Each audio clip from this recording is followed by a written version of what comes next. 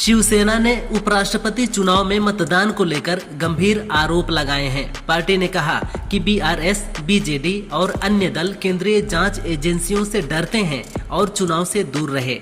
उन्होंने राष्ट्रपति और उपराष्ट्रपति चुनावों में मतदान को अनिवार्य करने की मांग की। शिवसेना ने निर्वाचकों की खरीद फरोख्त पर रोक लगाने और दोषी दलों के पंजीकरण रद्द करने की भी मांग की है।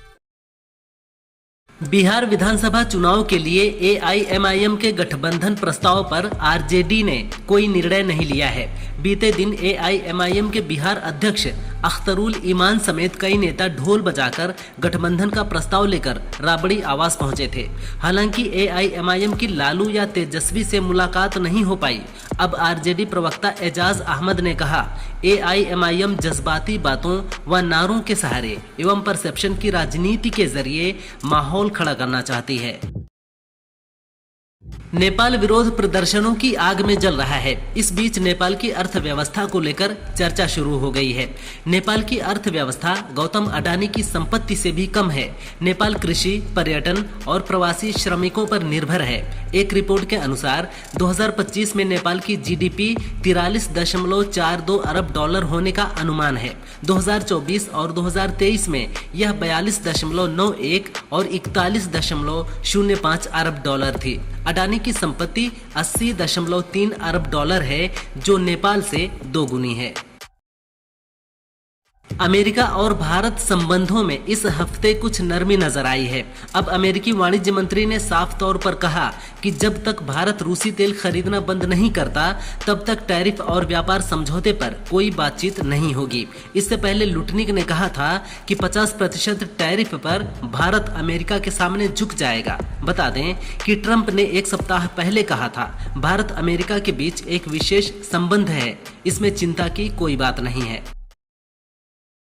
दिल्ली हाईकोर्ट ने ऐश्वर्या राय बच्चन को बड़ी राहत दी है। कोर्ट ने कहा कि उनकी इजाजत के बिना कोई भी उनका नाम, फोटो, आवाज या चेहरा इस्तेमाल नहीं कर सकता, खासकर एआई से बनी गलत तस्वीरों या वीडियो में। हाईकोर्ट ने कहा कि इस तरह का इस्तेमाल न सिर्फ आर्थिक नुकसान पहुंचाता है, बल्कि उनकी गरिमा को भी ठेस पहुंचाता है।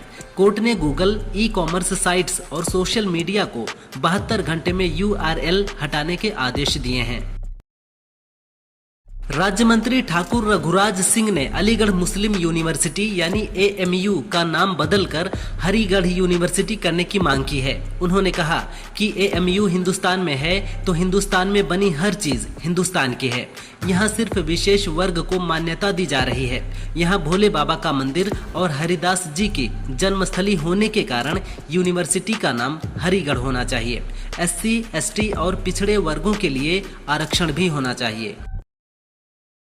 ब्राजील के पूर्व राष्ट्रपति जायर बोल्सोनारो को सुप्रीम कोर्ट ने तख्ता पलट की साजिश रचने के मामले में दोषी ठहराते हुए 27 साल की सजा सुनाई है। 5 मामलों में उन्हें दोषी पाया गया, जिसमें 2022 चुनाव परिणाम उलटने की कोशिश, लोकतांत्रिक व्यवस्था को हिंसक तरीके से समाप्त करने का प्रयास, सशस्त्र आपराधिक संगठन में शामिल होना, गंभीर क्षति पहुंचाना और ऐतिहासिक स्थलों की बर्बादी शामिल है।